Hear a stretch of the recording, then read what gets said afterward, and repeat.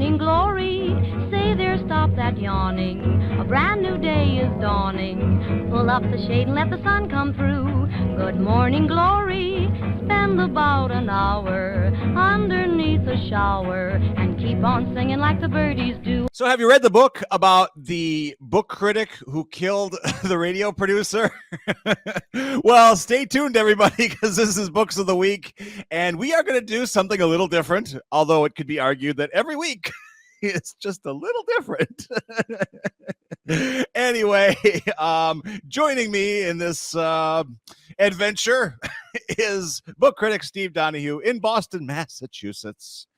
Hello, everyone. And as you can see by his background, those are real books. That's not like a fake background. That's actually real. I actually had somebody once in a Zoom call say that background looks so real. Actually, in my Zoom calls, they say that foreground, you look so real. Well, it's nice to have you here on this lovely day. But I would have to use several cutouts if I were going to kill my producer, considering that our relationship is already so well known that if he drives up to the parking lot and there's a ding in his car, everybody looks at him and says, "Oh, Steve." So if he was dead, the cops wouldn't even bother to stir the evidence. They would just come right to me. Well, I don't know if there's some jurisdictional issues there. You might get away with it. I don't know. We'll see.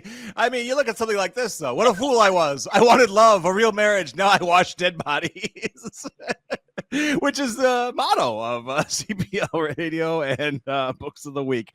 If you haven't figured it out by now with all this bandying about over corpses, we are going to talk about mystery, the mystery genre. It is a juggernaut here in Cedarburg, I can tell you that. And I don't know, Steve, do you feel like mystery is on the uptick, spiraling down? Where does mystery lie right now in Well, before we talk about mystery, we should address the tragedy that's hanging over the show this week. Oh, Maybe you haven't heard the news. I've not. That Elon Musk has withdrawn his pledge for $40 million a month to Books of the Week.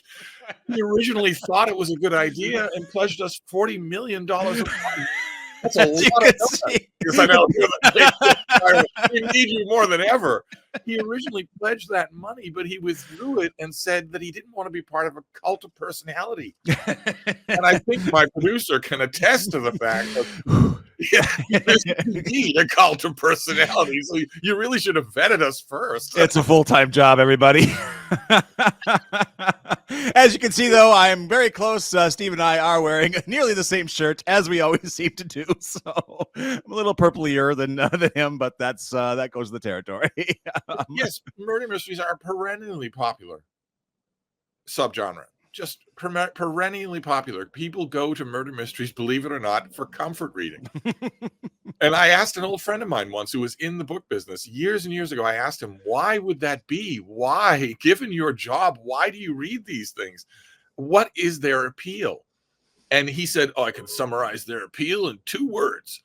And I thought, it was going to be deep psychology or sociological escape.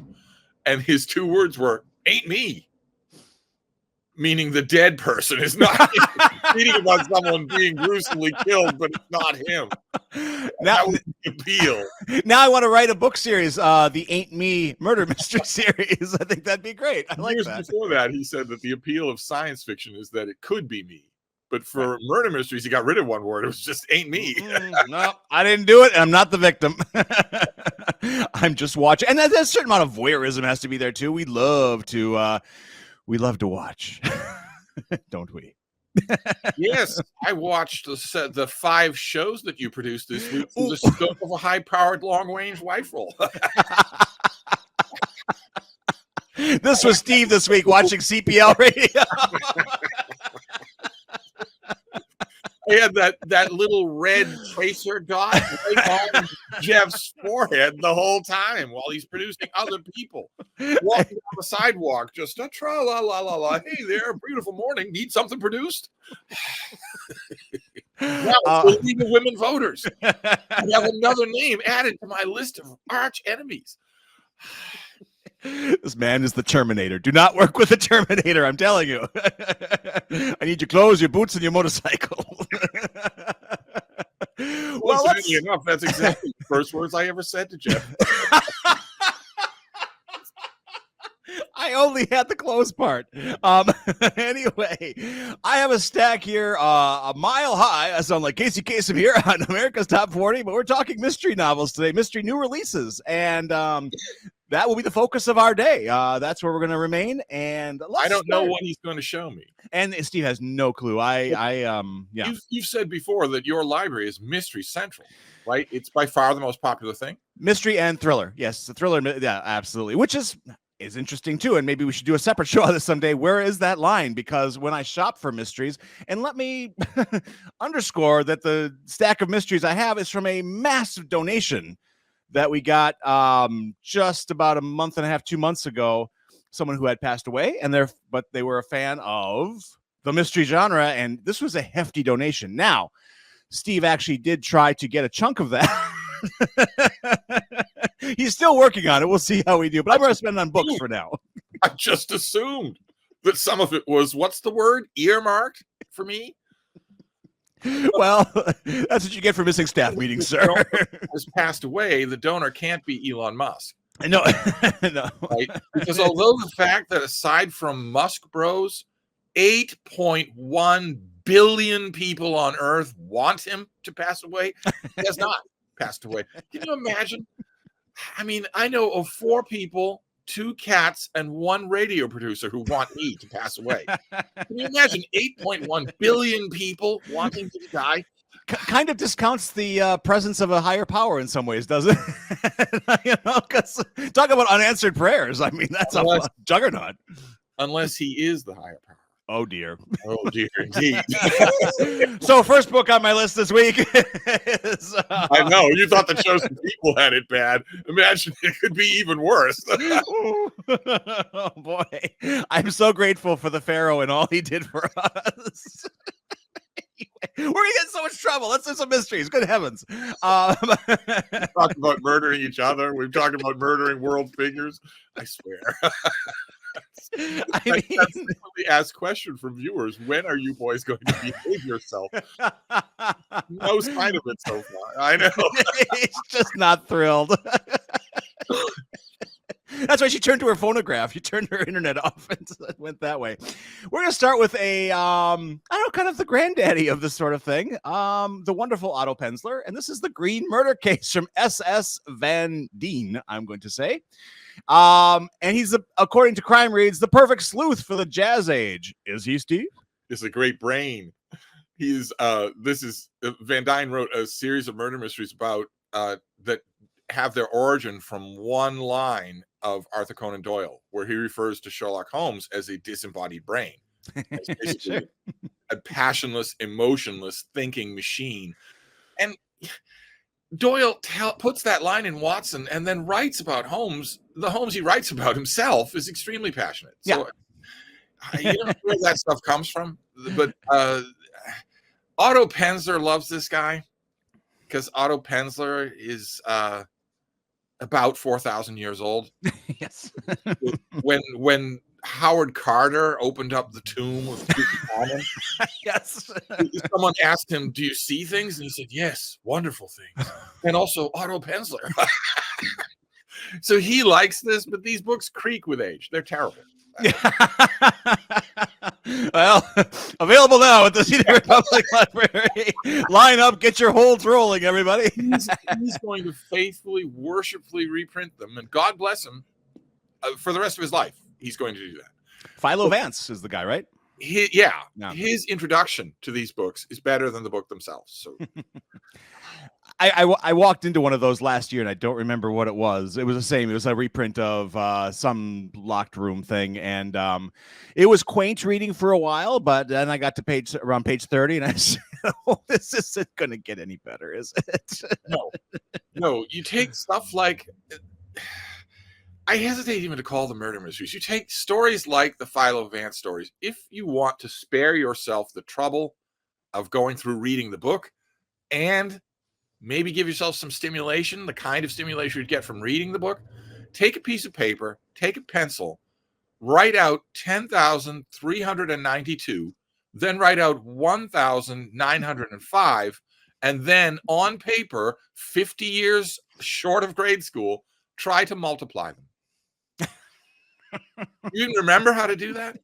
I bet a lot of people don't even remember how to do that. They're so used to touching buttons to get an answer. But write those two numbers out and then try to multiply them on paper with a pencil. You have duplicated a Philo Vance novel. Oh, that's fun. Gee whiz. Well, let's send Mr. Vance back to the scrap heap of history. Because we want more from our murder mysteries than just,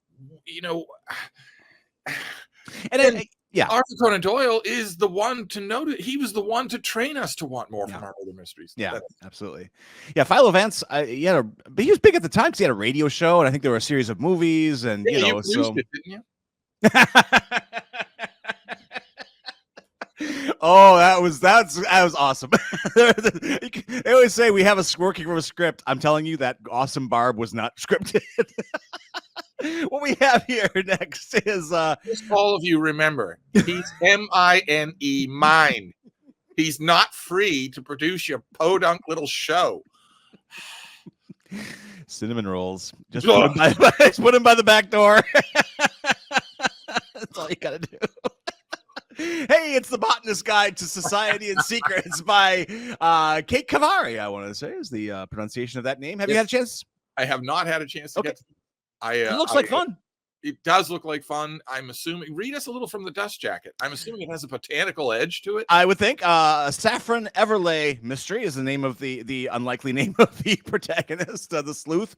London, 1923. Returning from Paris, botanical researcher Saffron Everley finds that her former love interest, Alexander Ashton's brother Adrian, is being investigated for murder. A Russian scientist working for the English government has been poisoned and expired in Adrian's train compartment. You know what to do from there. I stopped listening at Saffron.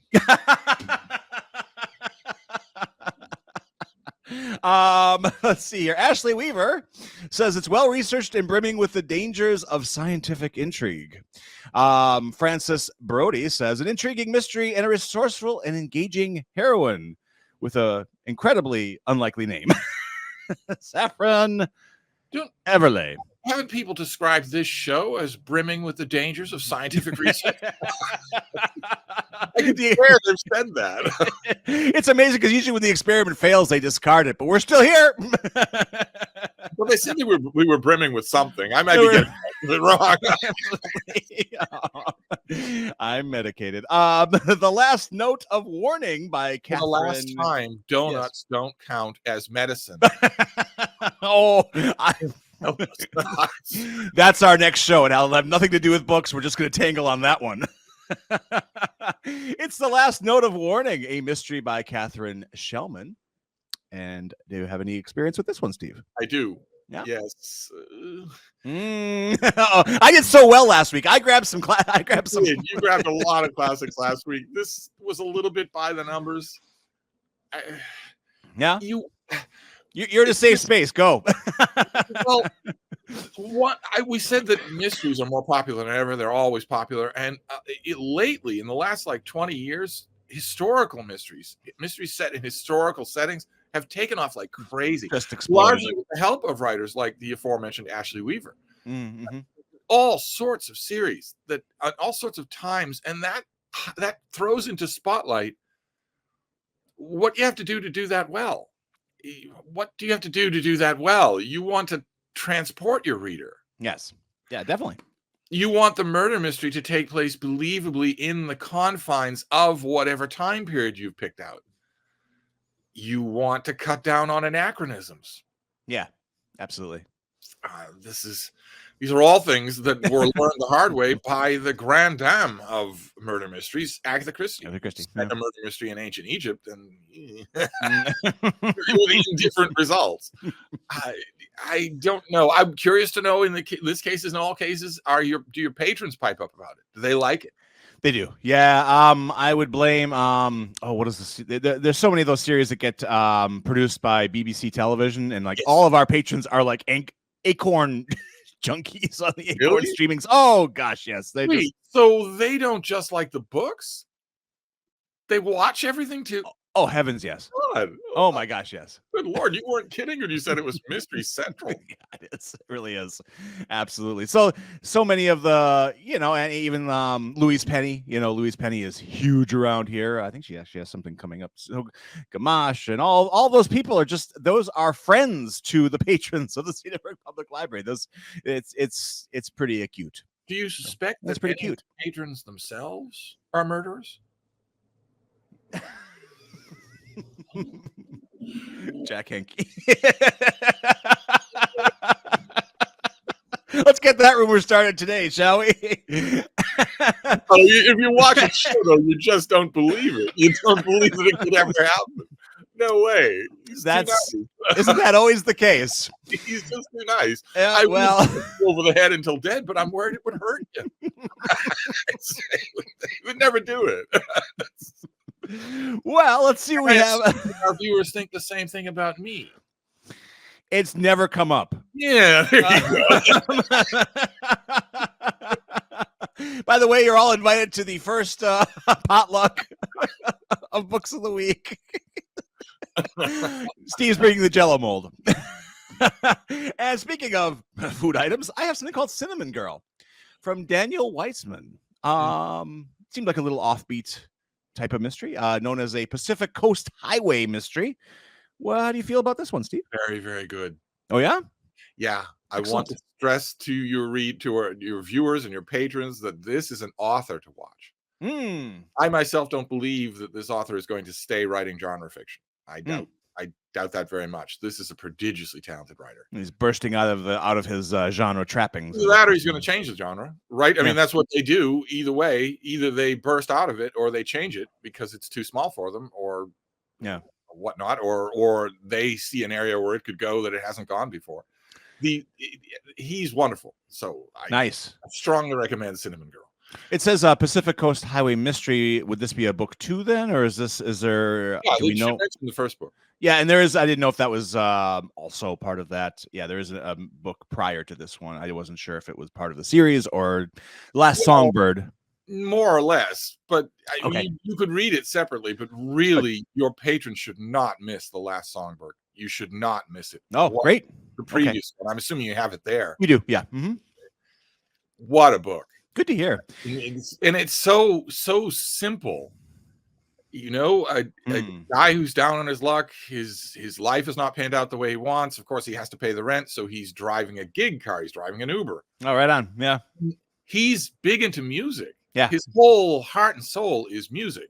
That's all what he wanted to do with his life. And as luck would have it, he falls into the habit of Ubering a faded rock star. Think Stevie Nicks or Pat Benatar or someone even more groundbreaking, but long since past her career. But she likes the fact that he knows what he's talking about with music. So she hires him just to ride around. Oh, I like this. Sounds great. And when she's found dead, he's the natural suspect. Oh, this is terrific. Oh, and Cinnamon Girl just takes off from there. In The Last Songbird wraps up that storyline, but it had such magic that I was so glad. You'll see what I mean. When you shouldn't probably start with Cinnamon Girl. Okay. Either way, whether you start with this one or you start with The Last Songbird, you're immediately going to see what I mean about this author. Excellent. I like that. That sounds fantastic. Half Warren Zevon and half Raymond Chandler. That sells itself. Good to hear. He has no investigatory ability at all. No. So whatsoever. All he knows is that if he doesn't figure out who did it, he's going to go down for the crime. Sure. So, and for those of you Jeffrey Lebowski heads out there, I suppose maybe this guy, Big Lebowski type of thing, maybe not as stoned, I would assume, but nonetheless, that might trip your trigger. And we have Lebowski files here in Wisconsin. He's become kind of a god around here, so a deity. You also had invention there in Wisconsin. You had history being made in Wisconsin. That is true. Well, we did indeed. And we will again. We got the death of Mr. Dodsley. Speaking of creaky moldy oldies, this is a British Library crime classic. Yes. London Biblio Mystery, John Ferguson. Yes. It's really, really good. Oh, it's nice. wonderful that it's back in the world. And Also, as a note to patrons, I'm sure they know already. It sounds like they know more about murder mysteries than I do. Don't miss this series. Oh my God, this whole reprint series, not the series of this book, but the Poison Pen series itself. Yeah. Right. Don't miss this. They're bringing back these much older murder mysteries, giving them a very classy redesign, bringing them back out in the world. Don't miss them. Whoever they've got on their editorial team, they barely ever make a misstep. Excellent. I like a book that starts with one of these too. Yes. Get your pens and pencils out. That was a map of some kind. That's always intriguing. That's when you know you're going to get down into the nitty gritty of the detail. You're in good hands. I read a murder mystery like that a couple of years ago, set in a New York apartment building. And you needed to know where every apartment was in connection to the central lift, the central elevator, and you needed to know where the stairs were and whatnot. And I was looking at the map, and the whole time I was looking at the map, I was thinking, well, I should be paying attention to how long it would take Mrs. McGillicuddy to get from the kitchen to the elevator. But really, all I can pay attention to is, good Lord, you got all those rooms for $200 a month? Those on the East Coast have very unique struggles with housing. So, yes, I understand completely. Yeah, I love it when you get a murder mystery. Yeah. The other day, I read a comic book where a character has to rent office space in a hurry. A superhero's secret identity has to rent office space in a hurry. The realtor walks him over to the entire floor of an office building, says, how do you like this? It'll be $400 a month, and rents it to him on the spot. No last month's rent deposit, no safety deposit, no security deposit, no finder's fee, no grandmother's genetic sample. A comic book, you said. Okay, this is a comic book. Also, not $1.5 million a month. 400. I would believe Galactus, the existence of Galactus, long before I would believe what you're talking about here. This is pure fiction. It's the landlords now who are Galactus. Galactus charges what Galactus must in order to survive. Bring me an Infinity Stone and I'll get you a flat. That's all it takes. So mystery obviously has all forms and different phylum and all that kind of stuff. Let's deal with the cozy. We haven't really gone cozy here, and can't get cozier than this, I don't think.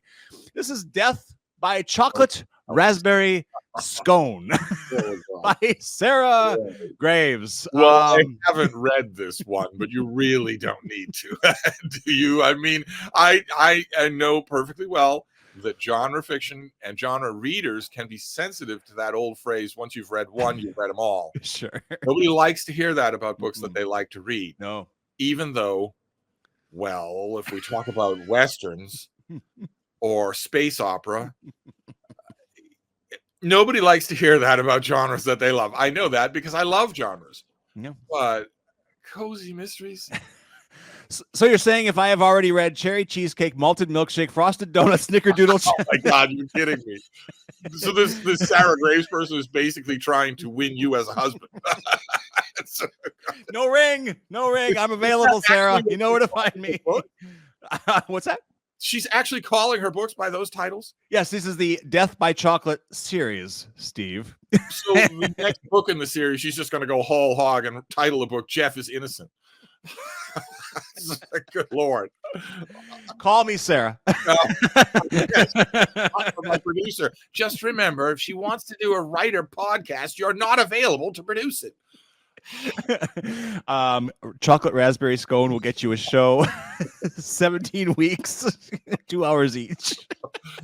But the key, in a way, I might say, not only with procedural whodunits, in other words, the really mathematical whodunit, sure, but also with shoot 'em up westerns and with cozy mysteries, I might say that some of the diehard fans of these particular kinds of genres would say once you've read one, you've read them all as a recommendation. Right. I would say that they would say that because that is the ultimate comfort. The word is cozy. The word is cozy. Out of nowhere. Yeah. You know that.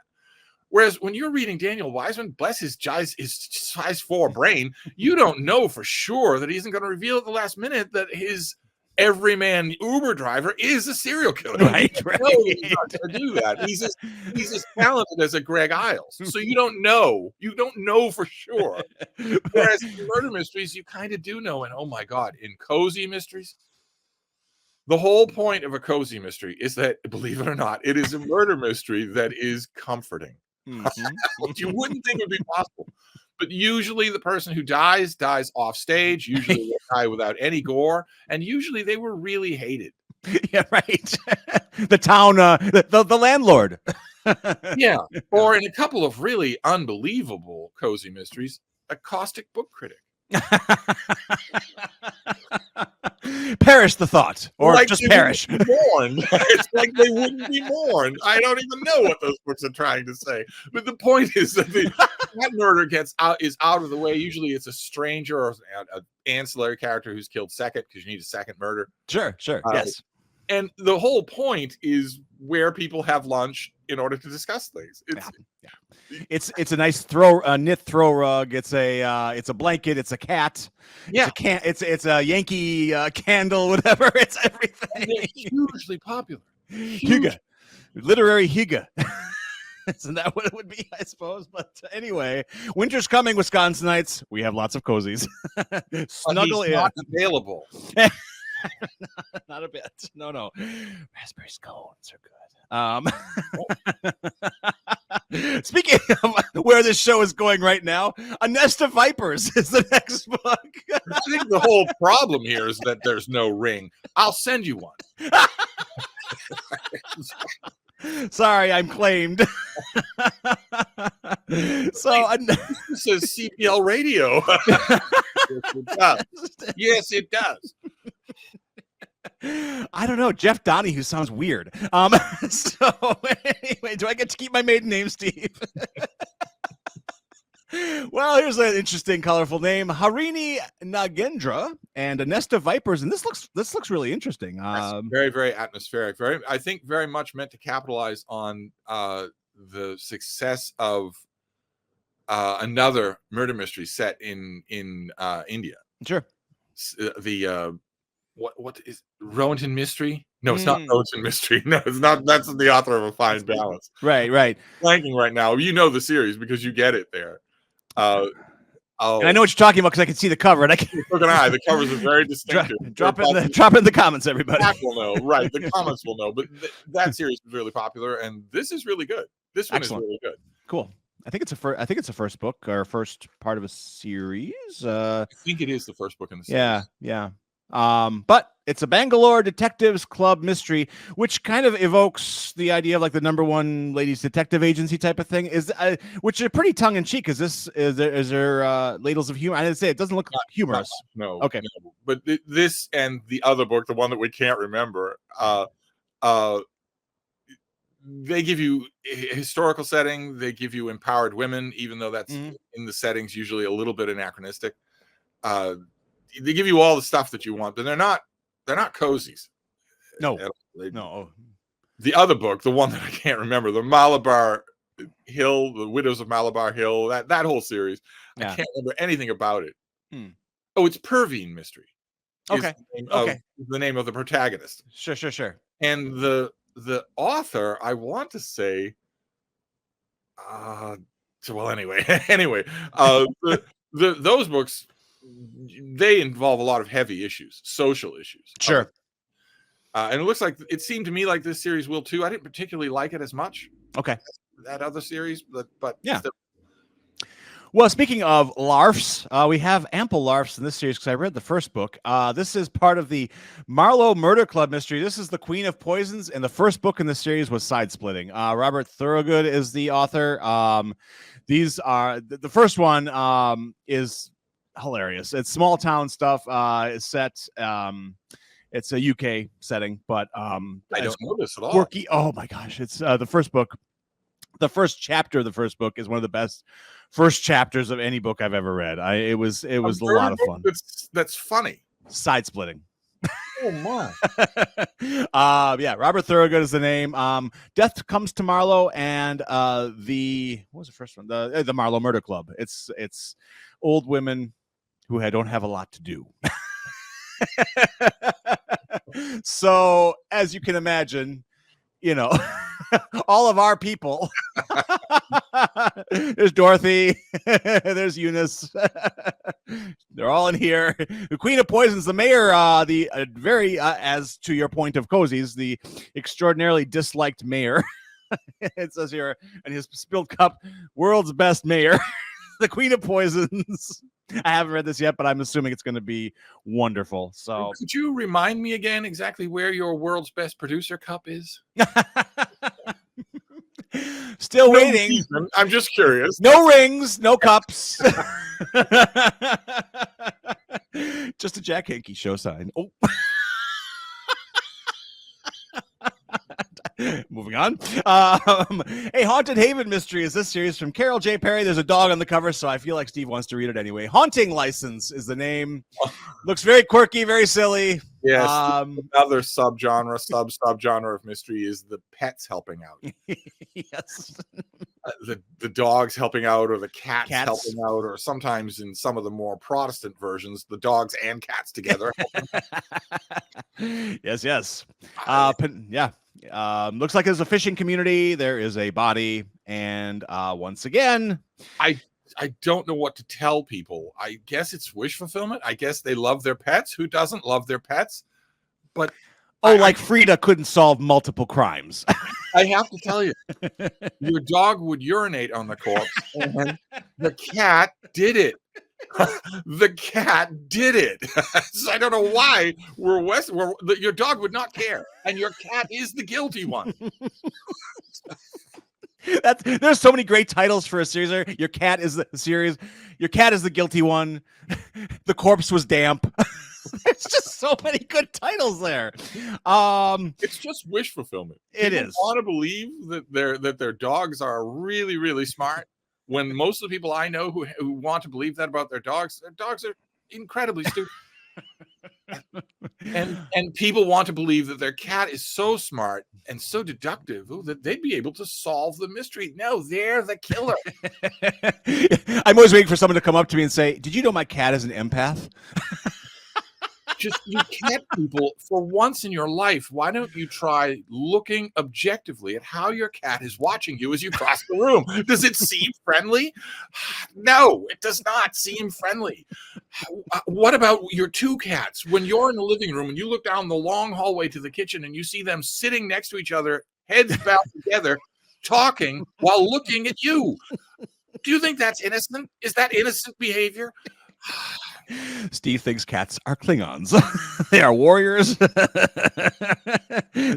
Meow can also be said meow. Anyway, this looks like a fun little series. The Countess of Harley Mystery. Diane Freeman, an art lover's guide to Paris and murder. I assume, I don't know this book, but I assume it's more historical fiction. It seems to be, yeah. One that hasn't been. The cozies have been contemporary, but we've hardly picked another one that hasn't been historical. It's been quite a pile of this. I blame myself, but I know it sells. It's the industry. They're so popular. Yeah, absolutely. It's the double escapism. It's my friend's escapism of ain't me, Yeah, right. but it's also the escapism of another time. Yeah, it ain't me and it wasn't my time.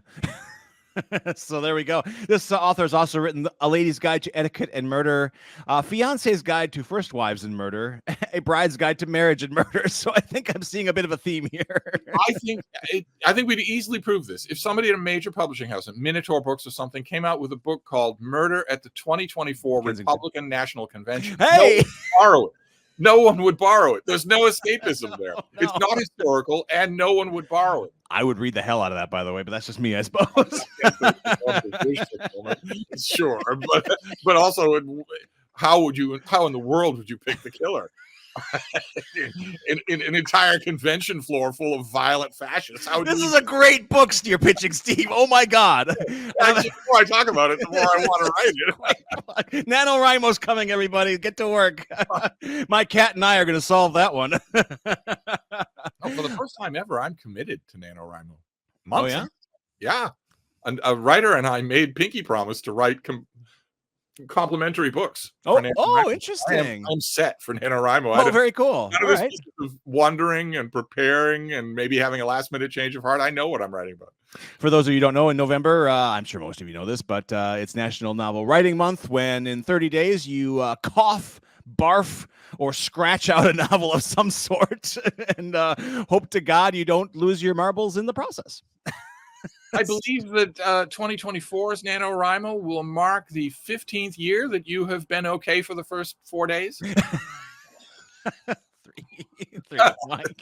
I can't do 4. You asked too much of me, sir.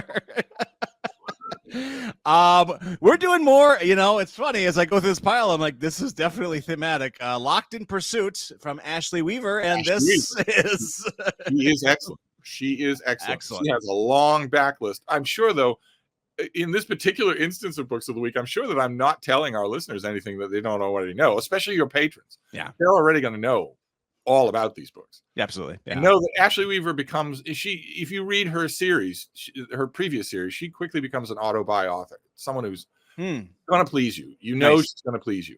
Excellent. Period piece as well, looks like. Yeah. Yep. Safecracker, Ellie McDonald. And Electra, they call her on the cover Electra McDonald, which is kind of interesting. So, yeah. Good stuff. Locked in Pursuit will be available soon. I just have to get my stickers on it, so that's important. And I guess we'll wrap it up. My final pile. We got through the whole pile. I'm shocked. That's really cool. Was one of the Cedarburg Public Library stickers that you use? Is it just me? Wow. I would have to retool my entire. Dewey Decimal would be nothing. It would just be Steve. One of those stickers like this. And it can be not a Steve recommends, but a what are you doing? Steve judges. I recommend this. What are you doing? What are you doing with your life? That's what I'm wondering. Golding sticker. Although, the way my life works, if you put that kind of a sticker for me on books, those would go out more often. They would fly. They would fly. That's on very my true. YouTube channel, that invariably happens. I tell someone has criticized me, and for that they are canceled. And people flock over to their channel and say, "Oh, Steve canceled you. I subscribe." I am the living anti-Streisand effect. It's like you attract contrarians. What's going on here? I don't know. Let's wrap it up with a Lady Darby mystery called A Deceptive Composition. Anna Lee Huber is the name. Again, we're definitely doing something of a out of time, different time period. Too. And you buy these things for the library, but you're not Mr. Historical Fiction. No.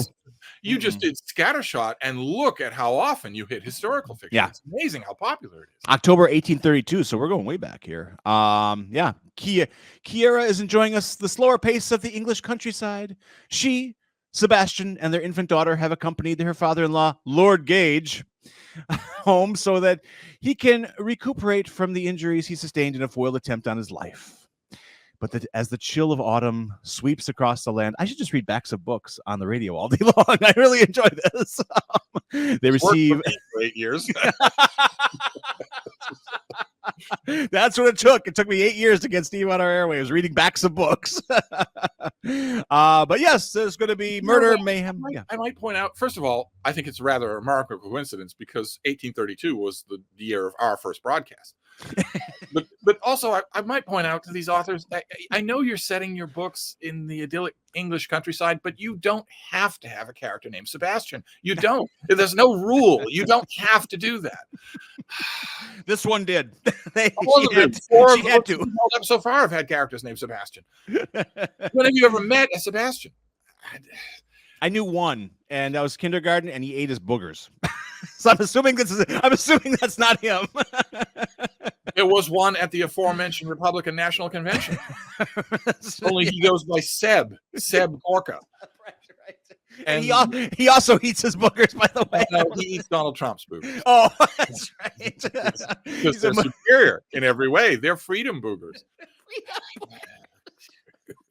But we don't want to go close to the dark donut. No, we have definitely. Instead of a dark donut, let's talk about the warm comforts, the coziness of Patreon. How it will envelop your soul and ours. I just think that probably tactically we should put the cry on for the Patreon at the beginning of the show. Because at the end of the show, what we're asking people to do is say, if you want to pay money for what you just saw, and that's never going to go over well, it's never going to work. That's how you don't sell extra Big Macs. You have one and you're like, one was good. Well, if you are so inclined, that little pile of quarters in your car that's rolling around, send it over to patreon.com/books of the week. Notice how we don't give the pitch that most people do. We don't start off by saying, if we have given you anything of value, because that horse is already left. If I tried to say the word, make sure you smash that like button, my tongue would flop off its roller. That's Patreon. Of course, in the Patreon, what's nice about the funds of the Patreon funding goes to a miraculous group that we like to call the Friends of the Cedarburg Public Library. And they make this show possible. They make Steve's Pinky possible. Oh, hi, Steve. Yes. And one of the friends also solved murders in 1880s Bombay. Yes. And I would say it's not the one you're expecting, but all you have to do again is look for the monocle. I swear. But there's 5 monocles on the Friends. It doesn't help. What are you doing? Don't you know? Lord Whimsy and Lord Sebastian. We have them all on the Friends. It has been a lovely show. Cedarburg Dunkin' Donuts. That's the poor Madge behind the counter at the Cedarburg Dunkin' Donuts. One customer after another at 6 a.m. I can't really read. Well, how much the crullers cost? Well, sir, if you take your monocle off. Well, sir, if you take your monocle off. That's all she has. All she says all morning is, well, sir, if you just yes. It's wonderful too, Steve. We have there was never been a male counterpart to our of course our patron saint on this show. She hasn't made an appearance in a long time, and I'm sure many of you are happy to see her again. However, I'd like to be kind of a Yenta, kind of matchmaking here, and I'd like to match her up with Chief of the Clan McSausage. They're going to need a new chief pretty soon, aren't they? Good Lord. The sands are falling down the hourglass, yes. So there we are. We now have a patron couple. I continue my quest for a male counterpart to my producer. Well, thanks for tuning into Books of the Week, everybody. It was a wonderful day. We appreciate your patronage. As always, be sure to do lots of reading. Steve, do lots of reading because we will bear the fruits of your reading. And just in case you patrons are wondering, no, as one of you asked me via email, you cannot specify with your Patreon donation that it's for me to be nicer to Jeff. There's no amount of money. Elon can't even afford that. Elon. So there we go. I did promise to get to some patron stuff.